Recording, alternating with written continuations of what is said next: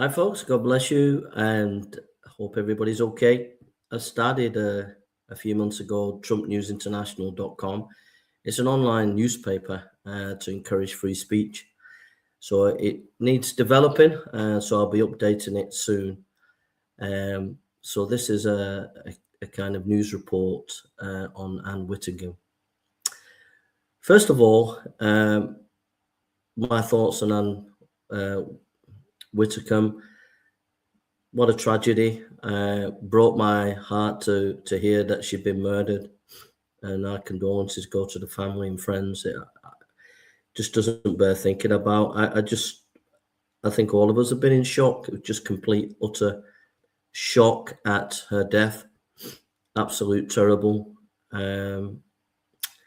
Absolute terrible. She was a feisty character. She stood to her guns. She didn't back down. She was a woman that stood her ground. She was a Catholic, and she stood against gay marriage, and she loved a good debate. She was a debater at, I think, Oxford University. She had junior posts in Parliament. She was well respected, even though many people would disagree with her. She was a character, and after her retirement in politics, she endeared herself to the British public. She was an amazing character, and I think everybody would agree with that. And she had charisma, and she was forthright in her beliefs, and she was respectful, and she loved a good debate and discussion. Anyhow, I want to just say a couple of things about this issue of the authorities are telling us not to speculate.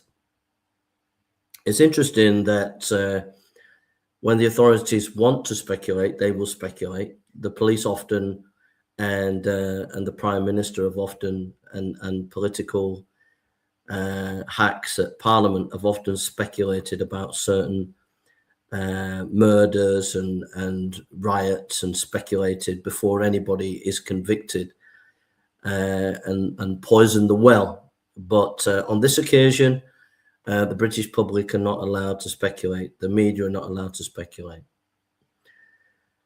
I think there is a cover-up going on. The reason being, the first thing is we were told that she'd passed away, which was strange. Then we were told she was murdered. So why weren't we told straight away she was murdered? So that was strange in itself. But then it gets stranger. Then a man was arrested nearby, and on every channel, like clockwork, it said that it was a white British national. Now, why would you say that? Why would you emphasize that? And they said it's not a terrorist attack. It's not a terrorist incident. Then the man was released. So how did they know it wasn't a terrorist incident when the man who they arrested, who they said it wasn't a terrorist incident, had been released? Then it turns out they arrest someone else who's lives 300 miles away in Rotherham. And again, they put out white British national, the same spiel, and it's not a terrorist incident. And then lo and behold, the terrorist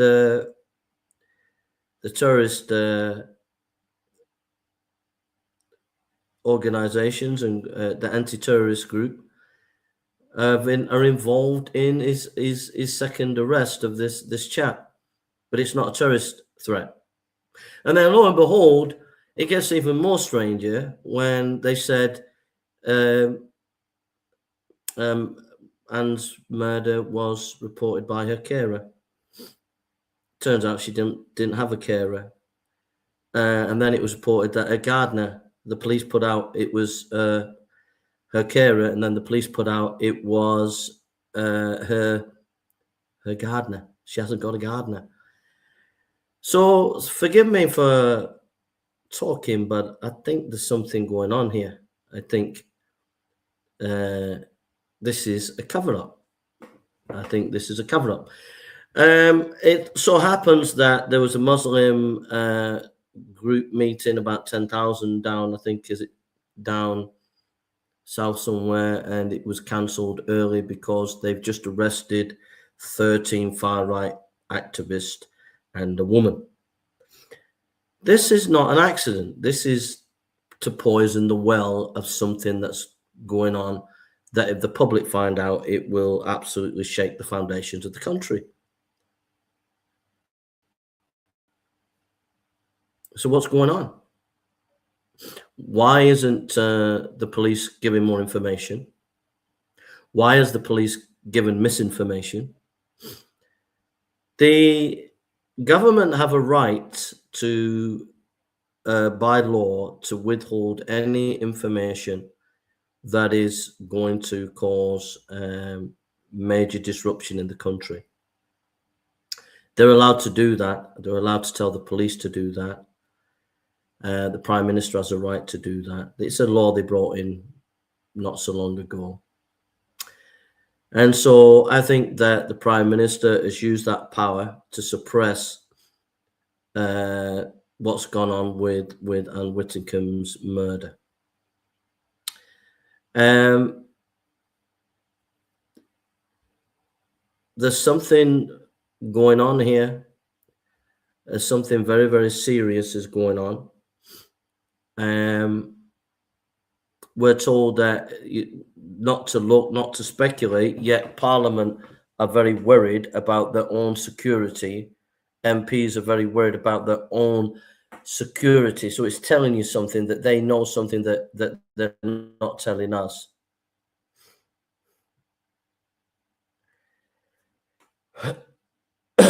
I think that it's highly likely it was a terrorist attack. It's highly likely that if the information gets out, it's going to rock the nation. So as much as they can, they're suppressing the information. That's the only conclusion that I can come to at the present time. And I think, again, the authorities, because they are censoring the situation, they're making it worse. And they're creating speculation. They are creating this situation. Rather than being upfront about it and being honest about it, they've already made a number of statements that are factually incorrect and misleading to the British public. So that's my take on it. I think they can try and stall it as long as they want, but the truth will come out. When we find the name of the person, then people will do their own investigation, and then we'll have the truth. But somebody doesn't drive 300 miles down to Anne Widdecombe, does a brutal murder, and then drive back for no reason. That shows somebody of ability, mental agility, mental ability, and forthright thinking. So yeah, so we've had misinformation by the police. The police and the authorities are gaslighting the British public again, treating the British public like children. And I think it'll just blow up in their face bigger than they've tried to suppress it. So check out TrumpNewsInternational.com. Eventually, it'll be up and running properly over the next few weeks and months, and it's to defend free speech. So those are my thoughts, and take care. God bless. We have Speaker's Corner review tonight at 8:30, so check in for that. God bless you all, and take care.